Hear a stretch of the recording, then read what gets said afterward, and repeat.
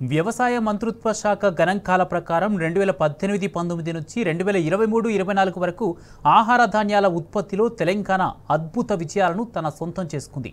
తెలంగాణ తొలి ముఖ్యమంత్రి కేసీఆర్ వ్యవసాయానికి పెద్దపీట వేయడంతో రాష్ట్రం అన్నపూర్ణగా నిలిచింది. ముఖ్యంగా కేసీఆర్ అనుసరించిన వ్యవసాయ అనుకూల విధానాలు ప్రపంచానికి మార్గదర్శిగా నిలిచాయి.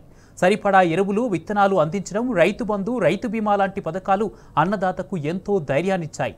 రైతు వేదికలు మార్గనిర్దేశం చేస్తాయి. కాళేశ్వరం లాంటి ప్రాజెక్టు నిర్మాణంతో తెలంగాణ సాగునీటి గోస తీరింది. బీడు భూముల్లోనూ గోదారమ్మ పరుగులతో వ్యవసాయంలో తెలంగాణ దశ మారింది.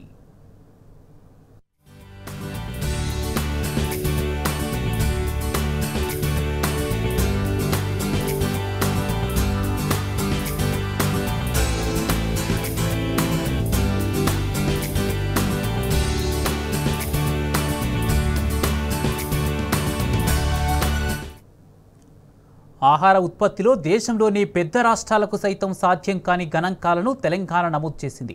మహారాష్ట్ర, మధ్యప్రదేశ్, పంజాబ్, హర్యానా లాంటి రాష్ట్రాలు కూడా తెలంగాణ ప్రగతిని అందుకోలేకపోయాయి. తెలంగాణ పొరుగునే ఉన్న మహారాష్ట్ర, కర్ణాటకలో కరువు కోరల్లో చిక్కుకొని అక్కడి అన్నదాతలకు కష్టకాలం ఎదురైంది. కానీ కేసీఆర్ హయాంలో మాత్రం తెలంగాణ అన్నదాత ఆహార ధాన్యాల ఉత్పత్తిలో దేశానికే మార్గదర్శిగా నిలవడం గొప్ప విషయం. ఇదంతా కేసీఆర్ పాలన వల్లే సాధ్యమైందంటున్నారు మన అన్నదాతలు. కేసీఆర్ నిజమైన రైతు నాయకుడని ప్రశంసిస్తున్నారు.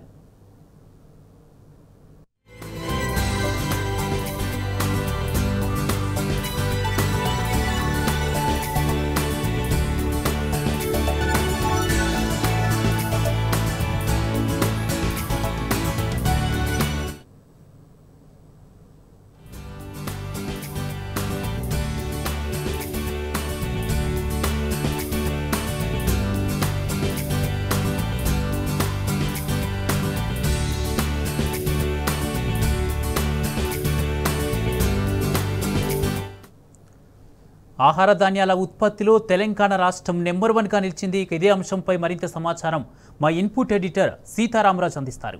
సీతారామరాజు, సుమారు దేశంలోనే ఏ రాష్ట్రాన్ని కూడా సమీపంలో లేని విధంగా దేశంలోనే ఒక అన్నపూర్ణగా పంజాబ్, హర్యానా లాంటి రాష్ట్రాలను కూడా వెనక్కి నెట్టి దేశం కడుపు నింపిన రాష్ట్రంగా తెలంగాణ మరోసారి చరిత్ర సృష్టించిన సందర్భం చాలా స్పష్టంగా కనిపిస్తోంది.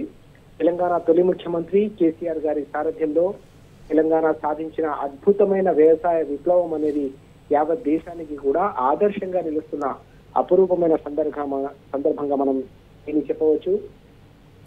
తెలంగాణలో కేసీఆర్ గారి పాలన రాష్ట్రానికి ఒక స్వర్ణ యుగంగా ఇప్పటి కూడా వ్యవసాయ రంగానికి సంబంధించి రైతులు కావచ్చు, వ్యవసాయ శాస్త్రవేత్తలు కావచ్చు, వ్యవసాయ రంగం అనుబంధ రంగాలకు సంబంధించిన వ్యక్తులు కావచ్చు, ఇప్పటికి కూడా అభివర్ణిస్తున్న సందర్భాన్ని ఇప్పటికే మనం చూస్తున్నాం.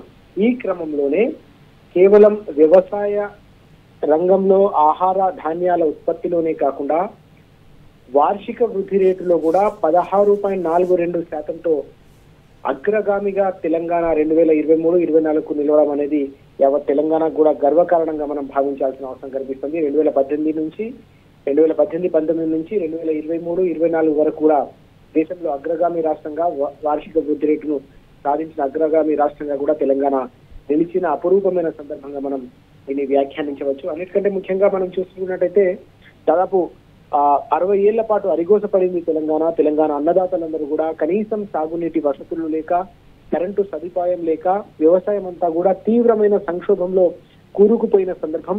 తెలంగాణ అంటేనే రైతుల ఆత్మహత్యలు, రైతులకు సంబంధించిన అన్నదాతలకు సంబంధించిన ఆర్థిక ఇబ్బందులు, రకరకాల సంక్షోభాలను సమైక్య రాష్ట్రంలో తెలంగాణ రైతాంగం ఎదుర్కొన్నారు. కానీ తెలంగాణ రాగానే 2014లో ఒక బలమైన పునాది వేయడమే కాకుండా రైతుకు రక్షణ వలయంగా రాష్ట్ర ముఖ్యమంత్రిగా కేసీఆర్ గారు రూపకల్పన చేసిన ప్రతి పథకం కూడా వ్యవసాయ విప్లవానికి ఒక నాంది పలికిందని మనం చాలా స్పష్టంగా చెప్పవచ్చు.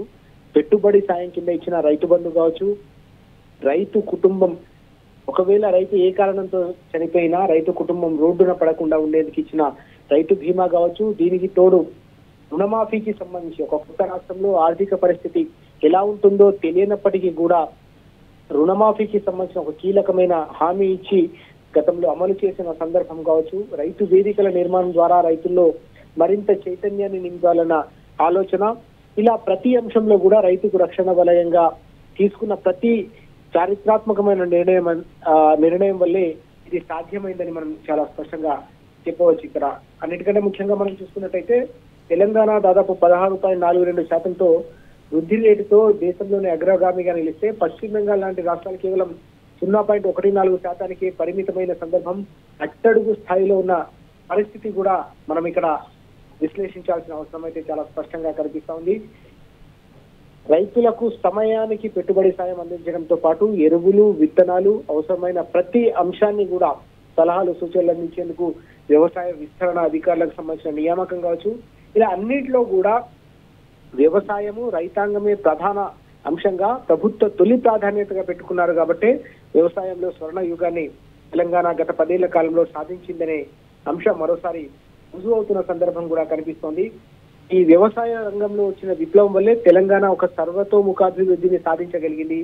గ్రామీణ ప్రాంతాల్లో పల్లెలు దేశానికి పట్టుకొమ్మలు అంటారు. తెలంగాణ కూడా పట్టుకొమ్మలు కాబట్టే వాటి అభివృద్ధికి పునాదిగా వ్యవసాయ రంగం పనిచేసింది. కాబట్టి గత 10 ఏళ్ల కాలంలో తెలంగాణ ఆర్థిక రంగంలో కూడా, వ్యవసాయ రంగంలోనే కాకుండా ఆర్థిక రంగంలో కూడా అగ్రగామిగా నిలవడమే కాకుండా దేశం కడుపు నింపే స్థాయిగా, అన్నపూర్ణగా తెలంగాణ ఎదగడమే కాకుండా దేశం ఖజానా నింపే స్థాయికి కూడా తెలంగాణ ఎదిగింది.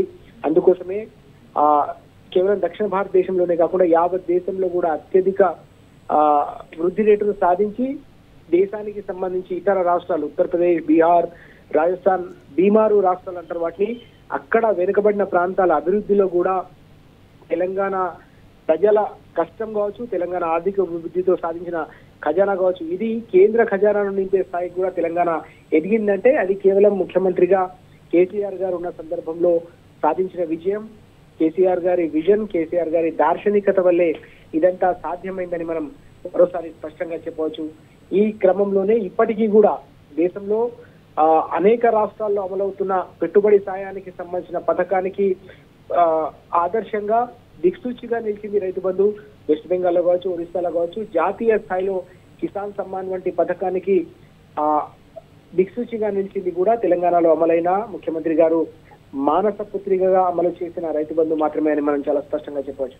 ఈ క్రమంలోనే ఈ విజన్ వల్లే తెలంగాణ ఇది సాధించింది. ఇప్పుడు ప్రతి ఒక్కరు కూడా బేరీజ్ వేసుకుంటున్న సందర్భం కూడా కనిపిస్తుంది. గత 10 ఏళ్ల కాలంలో తెలంగాణలో పాలన ఎలా సాగింది, ఈ 8 నెలల కాలంలో తెలంగాణ పాలన ఏ విధంగా గాడి తప్పింది అనేది కూడా ఇప్పుడు ప్రతి ఒక్కరు అంచనా వేసుకుంటున్న సందర్భాన్ని కూడా మనం గుర్తు చేయాల్సిన అవసరం కనిపిస్తోంది. ఎందుకంటే కళ్ళ ముందు ఒకప్పుడు సంక్షోభంలో కొట్టుమిట్టాడిన తెలంగాణ కేవలం అనతి కాలంలోనే 10 ఏళ్ల కాలంలో ఇంత ప్రగతి సాధించడం అనేది అసాధారణమైన విజయంగా ప్రతి ఒక్కరు అభివర్ణిస్తున్న సందర్భం. ఎందుకోసమంటే ఎన్డీఏ హయాంలో దాదాపు 2 దశాబ్దాలకు పైగా కాలంలో ఏర్పడిన 3 రాష్ట్రాలు కూడా ఇప్పటికీ వడివడిగా అడుగులు వేస్తున్న పరిస్థితి. ఎక్కడ కూడా జాతీయ స్థాయిలో వాటికి పెద్దగా గుర్తింపు కావచ్చు, గౌరవం వచ్చిన సందర్భం లేదు. అప్పుడు ఏర్పడిన రాష్ట్రాలు, ఎన్డీఏ హయాంలో ఏర్పడిన 3 రాష్ట్రాలు కూడా అంతంత మాత్రంగా ప్రగతి పథంలో అంతంత మాత్రంగా కొనసాగుతున్న ఈ తరుణంలో కేవలం సంక్షోభం నుంచి సంక్షేమం వైపు, స్వర్ణ యుగం వైపు తెలంగాణ ప్రగతి ప్రస్థానం ఏదైతే ఉందో ఇది తప్పకుండా దేశ చరిత్రలోనే ఒక సువర్ణ అధ్యాయం అని ప్రతి ఒక్కరు కూడా అభివర్ణిస్తున్న అపురూపమైన సందర్భంగా మనం భావించాల్సిన అవసరం కనిపిస్తుంది. తాజాగా వెల్లడవుతున్న గణాంకాలు కావచ్చు, గత 10 ఏళ్ల ప్రస్థానంలో ఆహార ధాన్యాల ఉత్పత్తితో పాటు ఆర్థిక వృద్ధిలో కూడా తెలంగాణ అగ్రగామిగా నిలవడం అనేది ముఖ్యమంత్రి గారి విజన్ తో పాటు యావత్ తెలంగాణ ప్రజానికానికి కూడా ఒక గర్వకారణమైన అంశంగా మనం అభివర్ణించాల్సిన సందర్భం ఇది. Thank you Sitaramaraju.